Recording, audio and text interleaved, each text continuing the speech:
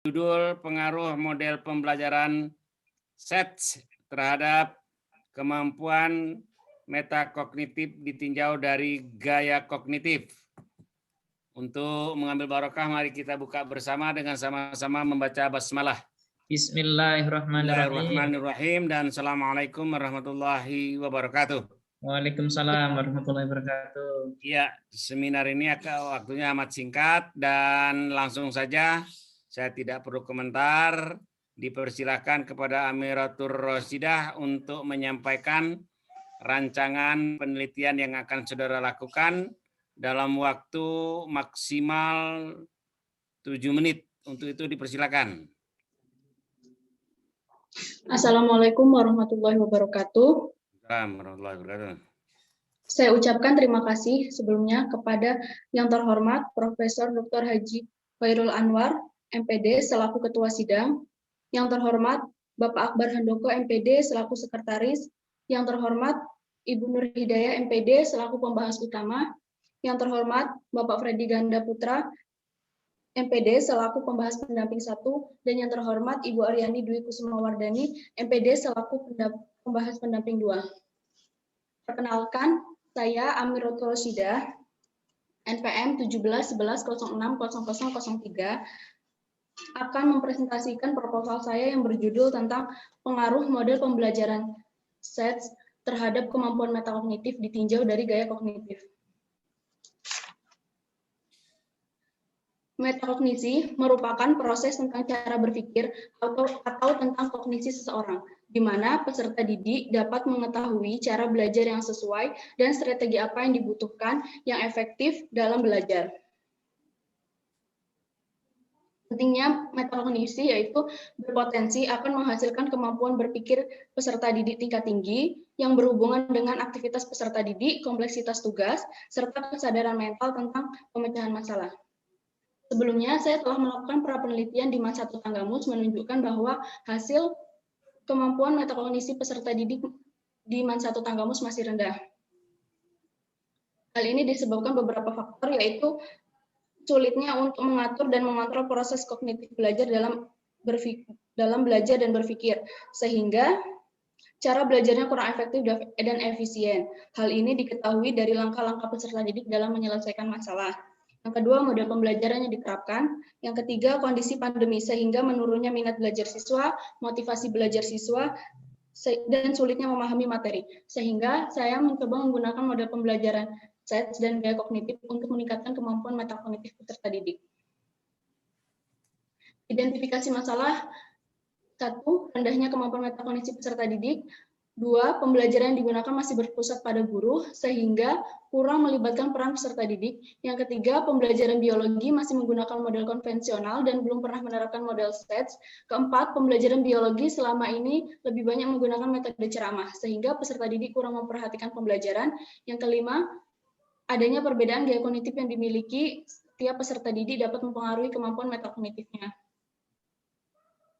Batasan masalah: model pembelajaran ini menggunakan model pembelajaran SET, yaitu Science, Environment, Technology, Society, di mana terdapat 4 indikator, yaitu invitasi, eksplorasi, pengajuan ekspansi, dan solusi serta tindak lanjut. Penelitian ini dilakukan untuk meningkatkan kemampuan metakognisi dengan menggunakan komponen kognisi knowledge of cognition atau kognisi pengetahuan kognisi, di mana terdapat 3 sub proses yang memfasilitasi aspek reflektif kognisinya, yaitu berupa pengetahuan deklaratif, pengetahuan prosedural, dan pengetahuan kondisional. Gaya kognitif menggambarkan kepribadian yang mencakup sikap, nilai, interaksi sosial yang sangat berkaitan dengan kemampuan belajar peserta didik, di mana di sini menggunakan 2 jenis, yaitu gaya kognitif file independent dan file dependent. Materi pembelajaran dibatasi pada materi sistem ekskresi semester genap kelas 11 MIPA. Rumusan masalah: apakah terdapat pengaruh model SET terhadap kemampuan metakognisi peserta didik? Apakah terdapat pengaruh gaya kognitif terhadap kemampuan metakognitif peserta didik? Apakah terdapat interaksi antara penggunaan model SET dan gaya kognitif terhadap kemampuan metakognitif peserta didik? Tujuan penelitian yaitu mengetahui adanya model SET terhadap kemampuan metakognisi peserta didik, mengetahui adanya pengaruh gaya kognitif terhadap kemampuan metakognitif peserta didik, dan mengetahui adanya interaksi antara penggunaan model sets dan gaya kognitif terhadap kemampuan metakognitif peserta didik. Manfaat penelitian bagi guru yaitu sebagai bahan pertimbangan dan masukan, khususnya guru biologi dalam menerapkan model pembelajaran SETS. Bagi siswa yaitu dapat membentuk karakter dan sikap mental profesional yang berorientasi pada mindset dan mampu meningkatkan keberhasilan dalam mencapai prestasi. Bagi sekolah yaitu untuk meningkatkan kualitas pembelajaran di sekolah, dan bagi peneliti yaitu menambah pengetahuan dan wawasan serta pengalaman serta pemerolehan jawaban dari judul.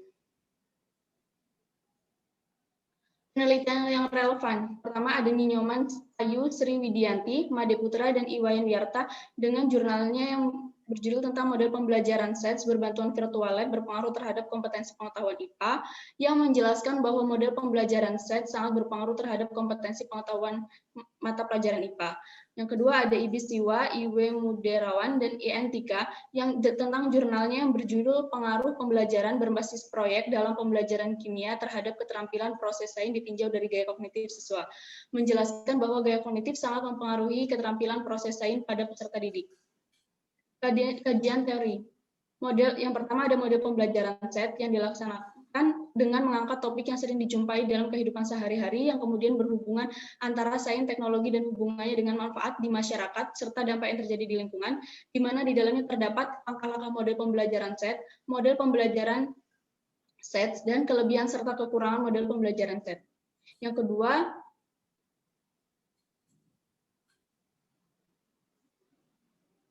ada kemampuan metakognitif, yaitu kemampuan di mana peserta didik dapat menggunakan dan mengatur proses berpikirnya sendiri. Di dalamnya terdapat indikator kemampuan metakognitif.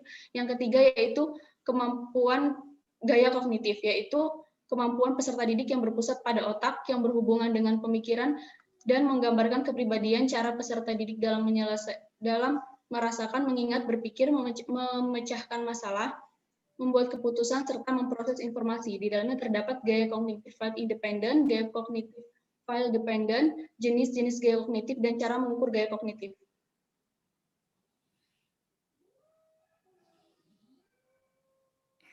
Selanjutnya ada hipotesis penelitian. Yang pertama yaitu terdapat pengaruh model SETS terhadap kemampuan metakognitif peserta didik. Yang kedua ada terdapat pengaruh model gaya kognitif terhadap kemampuan metakognitif peserta didik. Yang ketiga terdapat interaksi penggunaan model SETS dan gaya kognitif terhadap kemampuan metakognitif peserta didik. Adapun hipotesis statistik yaitu H0 tidak terdapat pengaruh model SETS terhadap kemampuan metakognitif ditinjau dari gaya kognitif. H1 terdapat pengaruh model pembelajaran SET terhadap kemampuan metakognitif ditinjau dari gaya kognitif. Waktu dan tempat penelitian. Penelitian ini dilaksanakan di Mansatu Tanggamus. Penelitian ini dilakukan pada kelas 11 semester 2 bulan Maret 2021. Metode dan desain penelitian. Metode yang digunakan yaitu kuasi eksperimen. Desain penelitian ini menggunakan penelitian post-test only control group design, 2 kelompok yang diberi perlakuan dan terakhir diberi post-test. Sampel dan populasi, sampel dan teknik pengumpulan data. Populasi pada penelitian ini yaitu seluruh peserta didik kelas 11 MIPA di Mansatu Tanggamus. Sampel diambil dengan menggunakan 2 kelas, yaitu kelas eksperimen dengan menggunakan model pembelajaran SETS dan kelas kontrol dengan menggunakan model pembelajaran konvensional. Teknik pengumpulan data berupa kemampuan metakognitif dan gaya kognitif. Instrumen penelitian, yaitu menggunakan instrumen kemampuan metakognitif berupa soal uraian yang sebelumnya telah dilakukan validasi. Instrumen gaya kognitif menggunakan instrumen Group Embedded Figure Test atau GFT yang mana mengkaji kemampuan sampel penelitian melalui identifikasi bentuk sederhana yang berada dalam pola yang lebih rumit. Terima kasih. Saya kembali ke Bapak.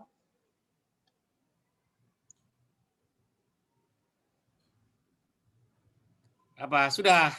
Sudah, Pak. Oh, baik. Ya, terima kasih Saudari Amirotur ya, Rosidah. Ini saudara ini mau penelitian, mau peperangan. Mau penelitian, Pak. Belum apa-apa saudara udah ngejelek-jelekin gurunya sih, nggak enaknya. Ngomongkan guru selalu menggunakan metode ceramah. Masa guru selalu menggunakan metode ceramah? Yang bener aja.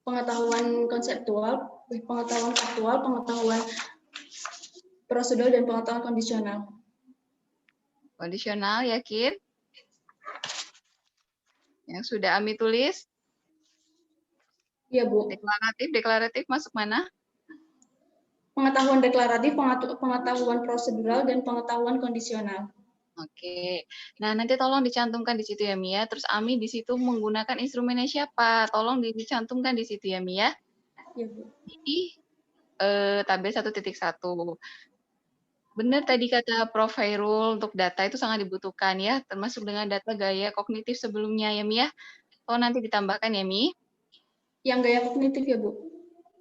Iya, kemudian Ami, Ibu membaca latar belakang masalah Ami. Ami belum membahas secara spesifik di sini, Ibu belum dapat poin pentingnya masalah kenapa Ami mengangkat penelitian ini. Ibu belum dapat di latar belakang Ami, tolong nanti ditambahkan ya, Mi ya. Jadi masalah yang ada di lapangan apa, tolong ditambahkan spesifiknya seperti apa, tolong diperjelas, didetailkan ya di latar belakang. Masalahnya kan yang tadi Ami sudah ungkapkan, kemudian ya tadi kata Prof. Hairul juga, jangan terlalu menyalahkan guru ya, nggak mungkin guru 100% tergantung seberapa persen biasanya guru melakukan ceramah, atau model-model lain, metode lain, strategi lain ya Mi ya. Oh nanti diperhalus bahasanya ya Mi. Kemudian untuk penulisan di latar belakang Mi, menurut Ibu kayaknya untuk poin di sini, jangan dibuat poin ya Mi, dibuat paragraf aja. Ada poin di sini yang di latar belakang, tolong nanti dibuat paragraf aja, Mi ya. Nah, kemudian Mi, Ami setiap membuat kalimat, terus mau ganti paragraf yang lain, itu disinkronkan tidak? Misalnya nih, Ami tahu-tahu ngomong metakognisi, titik. Kemudian selanjutnya Ami langsung ngomong gaya kognitif. Itu enak gak Mi dibacanya, Mi? Kurang. Nah, tolong ya Mi ya. Jadi ketika Ami ngomong apa gitu, nah beri penghubung dulu, baru Ami melanjutkan misalnya Ami mau ngebahas yang lain gitu ya Mi ya. Setiap paragraf tolong kayak gitu disinkronkan ya Mi ya. Jadi enak kita bacanya ya. Iya, Bu. Itu. Kemudian Ami berencana mau penelitian di mana? Di Man 1 Tanggamus. Man 1 Tanggamus. Kenapa Mi mau lakuin di sana? Sebelumnya saya melakukan di Man 1 Tanggamus itu karena menurut saya di Bandar Lampung ini kan sudah hampir 99% lah sekolahnya itu sudah bagus semua. Nah, Tahu dari mana? Bagus dalam hal apa? Maksudnya karena sudah menggunakan K13 semua, Bu. Oke, emang di Man 1 belum menggunakan K13? Belum lama pakai K13-nya. Sebelumnya saya udah wawancarakan sama gurunya. Terus, karena itu? Iya. Atau karena alumni sana? Bukan. Oh, bukan. Bukan alumni sana? Bukan. Oke. Nanti tolong diberi alasan ilmiah ya, kenapa memilih Man 1 Tanggamus ke Ibu nanti sebelum ini. Kemudian, Ami, ketika Ami tadi kembali lagi ke tabel 1.1, ketika Ami mencantumkan tabel, udah Ami tulis gitu aja, hasilnya sebesar sekian, sekian, sekian. Diinterpretasikan ya, Mi, kemudian dibahas sedikit ya. Jangan udah Ami sudah mencantumkan tabel, kemudian Ami tidak membahasnya sedikit, itu diinterpretasikan, kemudian dibahas sedikit. Nanti ketika Ami sudah membahas per indikator akan lebih jelas, Mi. Kalau kayak gini kan tabel titik 1.1-nya bingung, Mi. Jumlah nilai rata-rata metakognitif siswa 46,78, 39,42. Udah itu aja. Sedangkan kan kita mau lihat kemampuan metakognitif, indikatornya apa aja. Mana di antara itu yang rendah gitu kan, di antara 3 indikator ya. Iya, Bu. Yang rendah kan itu yang perlu kita analisis gitu ya. Tolong nanti diperbaiki. Kemudian menurut Ibu juga nggak perlu ada kategori tabel 1.2 di latar belakang ini, nggak perlu, Mi. Ya, kategori tingkat kemampuan metakognisi ini jangan ada di latar belakang. Kalaupun mau nanti ini dianalisis data mungkin ya. Untuk yang tabel 1.2. Kemudian Ami masih sering menuliskan di sini ada kalimat-kalimat yang dalam suatu paragraf itu tidak ada sumbernya. Itu kalimat Ami sendiri atau bagaimana, Mi? Ibu tolong nanti dicek kalau itu ada sumbernya, tolong jangan lupa dicantumkan sumbernya. Seperti dari hasil wawancara, bla bla bla bla, ini peserta didik ini nggak ada sumbernya. Ini dari mana asalnya? Ini kata-kata Ami sendiri atau ada sumber tapi Ami lupa mencantumkan gitu kan? Tolong nanti dicek ya Mi ya. Ada beberapa nih Ibu baca. Karena kalau ada sumbernya Ami harus mencantumkan ya. Kemudian Ami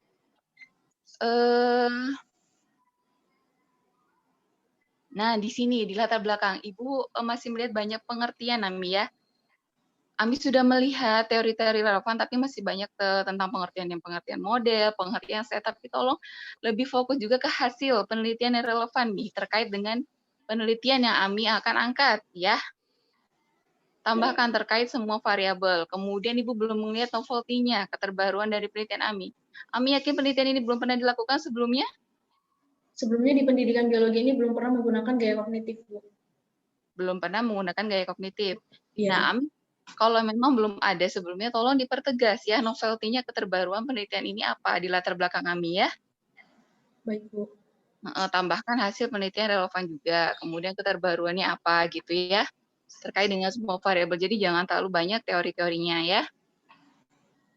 Kemudian di sini poin, oke, identifikasi masalah tadi tolong diperbaiki, diperhalus, batasan masalah. Nah, setiap poin ketika mau memulai tulisan, batasan masalah, kemudian langsung poin selanjutnya, tolong beri kalimat pengantar dulu ya, Mi. Langsung tulis poinnya aja, itu. Tolong dicek semua, rumusan masalah, oke. Tujuan penelitian itu berupa pertanyaan atau pernyataan, Mi? Iya, Bu, berupa itu. Salah belum, Pak. Nggak dihapus. Oke, tolong nanti diperbaiki ya, Mi ya. Iya, Bu. Kesalahannya di mana. Kemudian, kajian penelitian itu yang penting hasilnya, Mi ya, tolong dicantumkan. Yang penting itu hasilnya, tolong dicantumkan. Di sini Ibu lihat ada poin 2 masih ada, Ami hanya mencantumkan tujuan, tapi tidak mencantumkan hasil dari penelitian relevan itu. Tolong nanti dicek lagi ya, Mi ya. Hasilnya juga dicantumkan, karena itu yang penting. Kemudian di sini, oh iya, di kajian pustaka bab 2. Ketika Ami menuliskan sumber, tolong dituliskan tahunnya juga ya, Mi ya. Sertakan tahun, dicek semua nanti. Kemudian,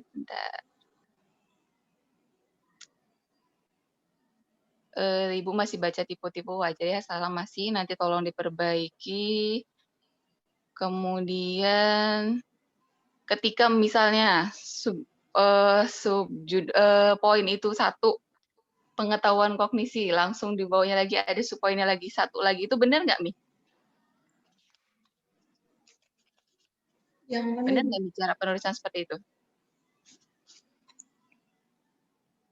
Nanti tolong dicek ya, Mi ya. Kalau 1, misalnya kemampuan kognisi, langsung bawahnya lagi ada subpoin, ciri-cirinya adalah bla bla bla bla, tapi Ami menggunakannya 1, 2, 3 lagi sama, itu boleh nggak Mi kayak gitu? Tolong nanti dicek ya, Mi ya. Kemudian, kerangka berpikir di sini, Mi. Tolong diperbaiki ya, Mi. Kerangka berpikir itu apa sih, Mi? Kerangka berpikir gimana? Ami buatnya gimana ini di sini? Itu, Bu. Sebelumnya saya lihat punya cutting. Lihat punya cutting, oke. Ya, jadi di sini namanya kerangka berpikir tidak perlu diberi lagi pengertian. Kerangka berpikir merupakan di atas ini ya, langsung saja masalah Ami apa, Ami cantumkan, Ami sinteskan, Ami sudah banyak tuh baca materi-materi ya, Mi. Pustaka-pustakanya sudah banyak. Nah, Ami sintesis menggunakan kalimat Ami sendiri, Ami kaitkan gitu ya. Model yang akan Ami gunakan, kemudian variabel yang akan Ami ukur, Ami kaitkan dari masalah yang ada, kemudian sehingga kaitkan itu variabel tadi, kemudian nanti harapannya seperti apa gitu ya. Kerangka berpikir tolong perbaiki. Materinya ekskresi ya, Mi? Iya, Bu. Sudah menelaah belum? Ini di sini Bu lihat ada materi banyak, tapi KIKD-nya belum dicantumkan. Iya, KIKD-nya apa, Mi? Nah, tolong ditambahkan ya, Mi. Iya, Bu. Karena kan Ami KIKD fungsinya untuk apa? Supaya Ami tahu gimana. KD aja deh dulu, KD. KD-nya apa ini, Mi? Ekskresi ini, Mi? Belum saya cantumin, Bu. Lupa, belum ingat. Nah, kan kalau Ami belum mencantumkan KD, bagaimana Ami tahu tuntutannya apa dari KD ini kan? Jadi Ami nanti ngajarnya gimana? Yang diminta apa gitu kan, tuntutannya apa untuk mencapai tujuan pembelajaran, capaian pembelajaran ya, Mi ya? Baik, Bu. Sehingga nanti ketika Ami mengajar ya diusahakan untuk mencapai itu gitu ya. Sesuai dengan tuntutan yang ada gitu ya. Nah, kemudian kelas kontrolnya menggunakan apa, Mi? Kan ada eksperimen, ada kelas kontrol. Rencananya Ami mau menggunakan apa? Kelas kontrolnya nanti. Kalau saat ini kan daring tuh ya, Bu ya. Jadi sekarang saya tanya, selama daring itu gimana Bu cara mereka belajarnya gitu. Jadi mereka cuma ke sekolah untuk ngambil materi, ngambil soal, kemudian dikirim melalui classroom gitu aja. Kalau misalnya yang eksperimen itu nanti via Zoom, Bu. Jadi tidak ada model yang digunakan untuk kelas kontrol. Kalau untuk pas saat daring ini tidak ada. Tapi kan inti ini Ami yang ngajar kan? Oh, kalau untuk saya ini menggunakan model ini Bu, STTS tadi. Iya, eksperimen, Ya. set. Yang kontrol juga menggunakan set atau apa?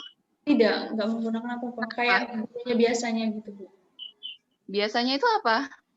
Ya, mereka cuma ke sekolah untuk ngambil lembar soal, kemudian dikirim melalui classroom. Bukannya seharusnya seimbang kalau satu diberikan model, satunya juga harus diberikan model. Nanti tolong diskusi lagi dengan pembimbingnya, Mi ya. Oke, nah di sini teknik pengambilan sampelnya menggunakan apa, Mi? Teknik pengambilan sampelnya itu Bu, dipilih dari kemampuan metakognitif yang kelasnya yang rendah. Kan sebelumnya sudah melakukan beberapa penelitian itu. Berarti maksudnya sebelumnya sudah tahu kemampuan metakognitif yang rendah, hasilnya sudah tahu sebenarnya berarti. Oh, anak ini emang rendah gitu.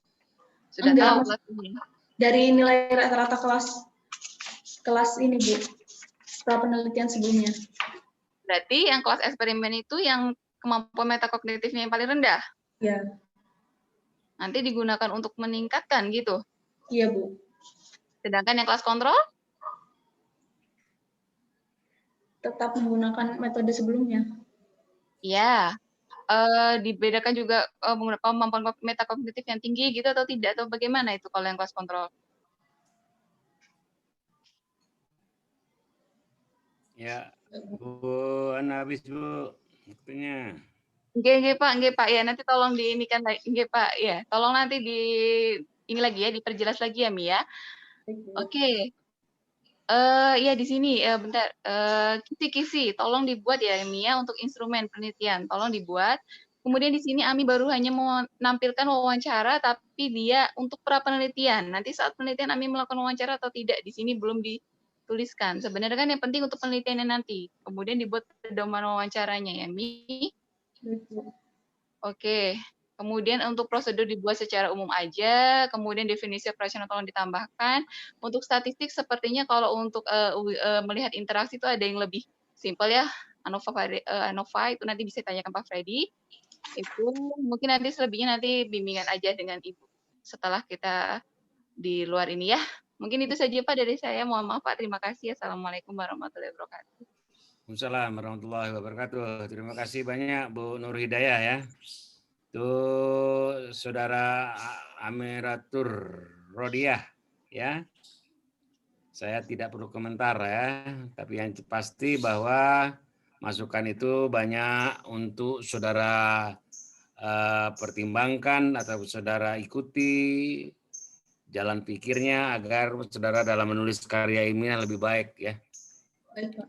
Baik, langsung saja ke Pak Freddy Gandaputra MPD untuk mengambil waktu maksimal 8 menit dari sekarang. Itu dipersilakan.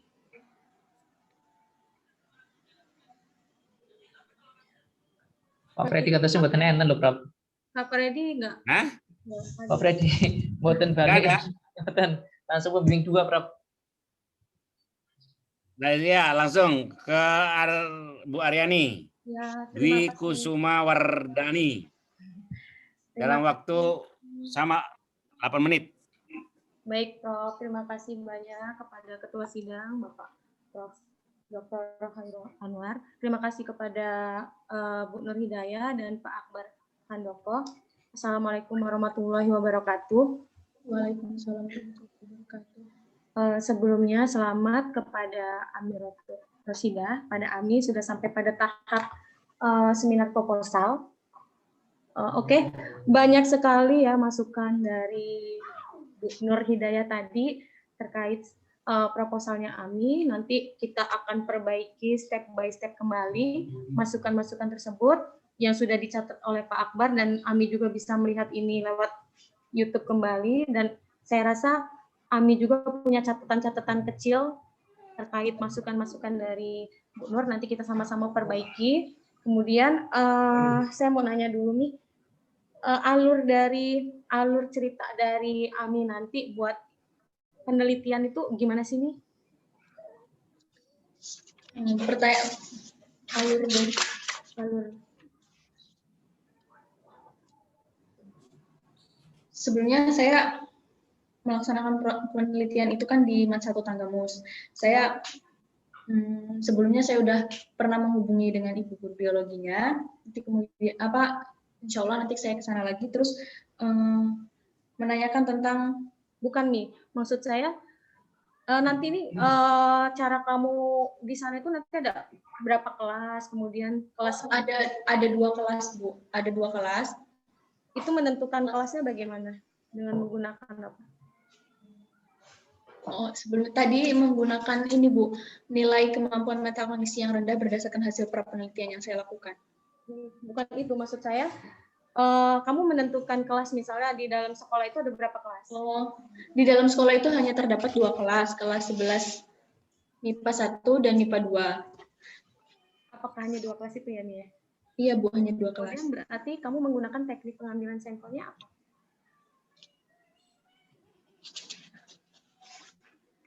Apa cluster random atau purposive atau apa? Nah, maksudnya gini, ketika kamu sudah siap untuk dinyatakan ACC seminar, dari situ kamu memang sudah benar-benar siap akan isi dari proposal yang kamu buat. Jadi maksud saya kamu kuasailah dulu 3 variabel itu. Yang pertama kan kamu harus menguasai dari model set ya. Model set dulu kamu kuasai, kemudian bagaimana kemampuan metakognitif kamu kuasai, kemudian bagaimana gaya kognitif. 3 variabel itu udah kamu kuasai, kamu bisa ke belakang. Nah, kalau saya tanya model pembelajaran set itu langkahnya ada berapa? Ada 4. Ada 4. Nanti ketika kamu penelitian, itu kan berarti kamu pakai 2 kelas kan ya, 2 kelas Ya, eksperimen dan kontrol. Seperti yang ditanyakan oleh Bu Nur tadi, apakah kelas kontrol itu tanpa perlakuan?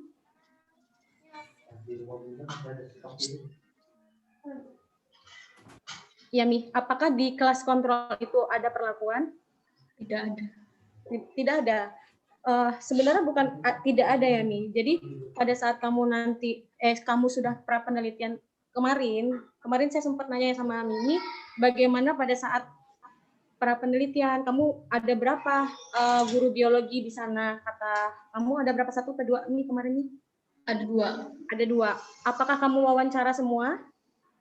Tidak, hanya hanya guru biologi yang bersangkutan, yang kelas 11 saja. Berdasarkan kelas yang mau kamu peneliti. Oke. Pada saat pra penelitian kemarin, Ami sempat nggak menanyakan ke guru tersebut apa sih apa yang mereka menggunakan model atau metode apa pada saat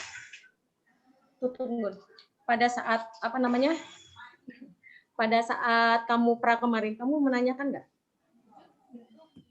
Menanyakan. Apa jawaban dari guru tersebut? Ya itu menggunakan pembelajaran seperti biasa gitu. Seperti yang Prof bilang tadi, jangan ada bahasa dengan kata bahasa guru hanya menggunakan metode ceramah. Itu tidak ada yang salah ya, Mi, dengan masalah ceramah. Saya pun di kampus pada saat saya mengajar pun saya juga menerapkan metode ceramah. Itu tidak ada yang salah.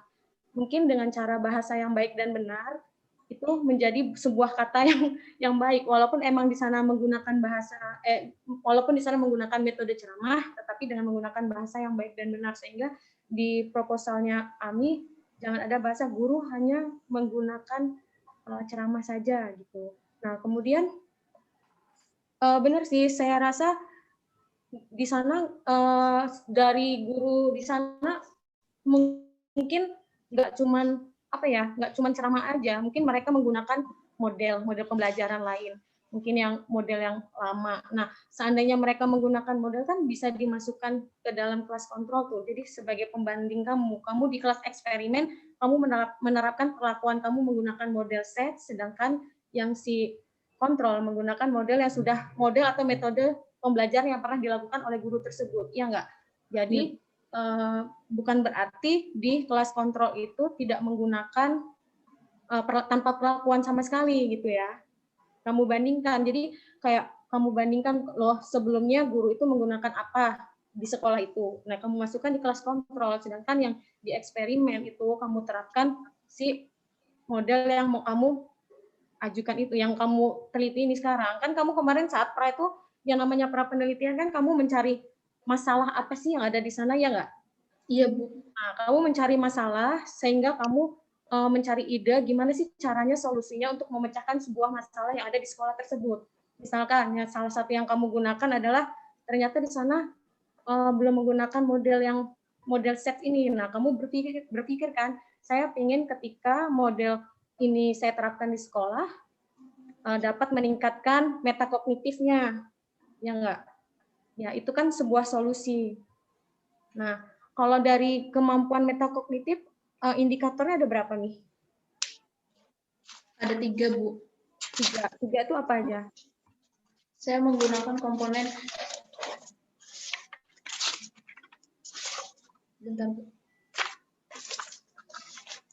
Saya menggunakan komponen knowledge of cognition. Di situ ada 3 indikator, pengetahuan deklaratif, pengetahuan prosedural, dan pengetahuan kondisional. Ada 3 ya? Ya. Nantinya kamu pakai instrumen apa? Instrumen penelitian yang kamu gunakan ada apa aja? Ada 2, ada instrumen kemampuan metakognitif dan instrumen gaya kognitif. Itu kemampuan metakognitif kemarin kamu pakai soal ya? Iya, Bu, soal uraian. Apakah di dalam soal itu sudah mencakup indikator-indikator dari metakognitif? Sudah, karena sudah digunakan sebelumnya, Bu. Nah, seperti yang Bu Nur sampaikan tadi juga, kan AMI menggunakan indikator dari metakognitif. Nah, seharusnya pada saat pra kemarin itu AMI juga membuat soal ke sekolah dengan menggunakan indikator-indikator dari metakognitif tersebut juga nih. Itu kamu pakai itu nggak indikator-indikator itu? Pakai kan ya? Oke. Pakai. Nah, yang ditampilkan di situ jangan cuma kelas ini hasilnya apa dan penjelasannya apa. Nanti kita samakan dalam ya. Kemudian kerangka berpikir juga, sebaiknya kerangka berpikir itu menggunakan kalimat sendiri, kemudian dikaitkan variabelnya, terus baru harapan kamu seperti apa. Nah, itu digambarkan di kerangka berpikir. Kemudian kajian materinya juga harus sesuai dengan KI dan KD ya. Itu harus. Kemudian itu saja dari saya. Mungkin tipe-tipe nanti kita bisa perbaiki juga. Cek di Google Doc nih, Bu. Jadi kelihatan tipe-tipenya.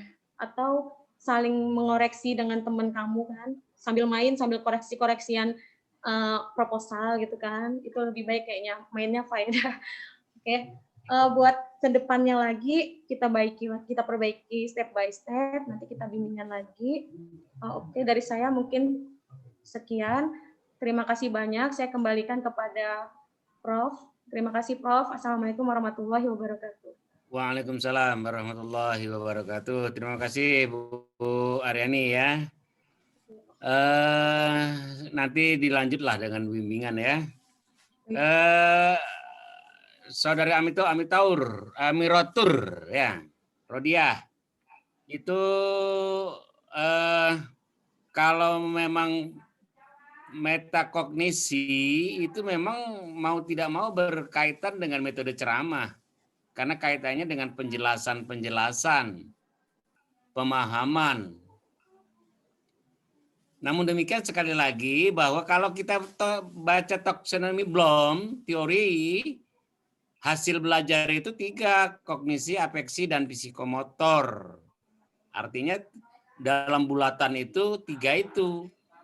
Kalaupun saudara akan menyinggung khusus untuk masalah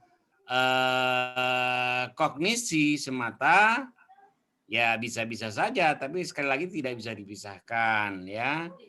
Dan tolong bahwa pembelajaran itu utuh loh ya. Coba baca buku saya itu.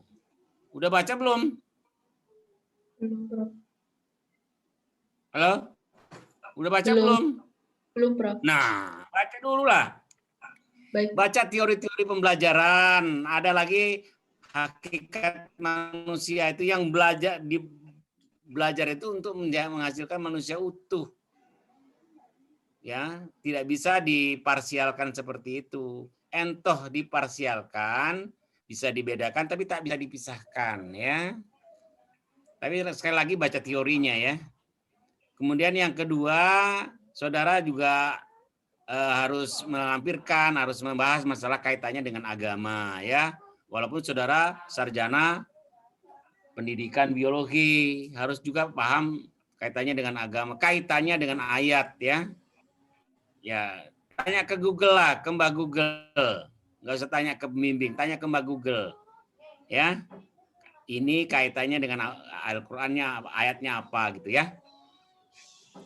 Saya rasa itu jalannya seminar kita, dan lebih lanjut silakan dikonsultasikan dengan pembimbing saudara, baik Pak Freddy maupun Bu Aryani ya.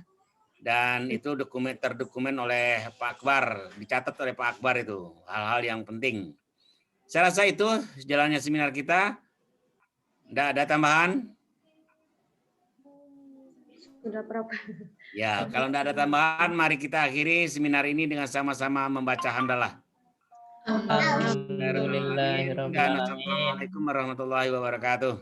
Waalaikumsalam warahmatullahi wabarakatuh. Terima kasih, Prof. Akbar, Mbak Dini. Mari, mohon izin Bapak Ibu semua. Assalamualaikum. Salam. Ami sudah Ibu kirim ya di WA yang tadi belum sempat Ibu bahas ya. Ya, terima kasih, Ya. Bu. Baik-baik, Bu Iya. Nil.